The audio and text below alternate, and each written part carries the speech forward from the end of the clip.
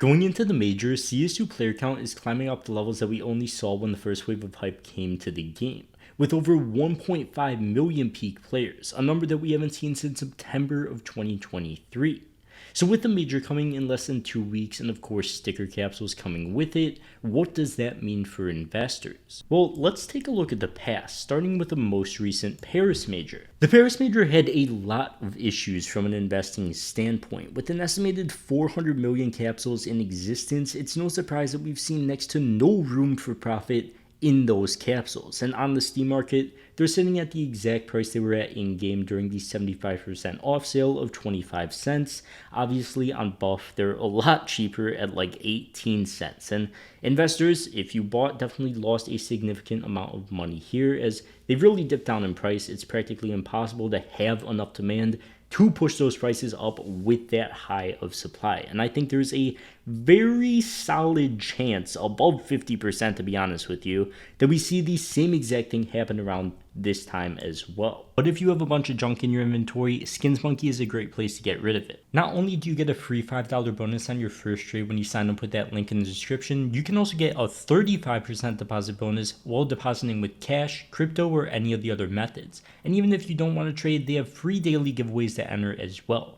Thanks to Skins Monkey for sponsoring. Once again, link in the description. Extremely high player count. The fact that you can place 5 stickers now instead of 4 and anywhere you want. Obviously, it's just a good way to get people to buy stickers and actually apply them as well, which you'd think is good. I mean, you don't want people just hoarding these things as it'll clearly lead to oversupply, which was a big issue in the past, but Valve keeps making these sales longer and longer, and why wouldn't they? It makes them an absolutely ridiculous amount of money. So despite high player count, I think it'll lead to a higher supply still, and just a more risky investment. Sure, there's probably going to be more applied and stuff like that, but there's just going to be more in existence. And overall, I just don't think the risk to reward is really there.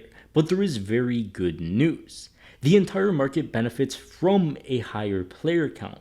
More people coming into the game and spending money as well, which we very clearly have seen in the skins market recently and the case market as well. Almost 35 million cases unboxed in the past month alone, and that number keeps climbing up on the daily and is significantly higher than lows we've had. And numbers we had last year, obviously, as well, before CS2 even existed. So because of this, I'm a big fan of just buying normal play skins and knives and still just holding them. That's normally my go-to plan.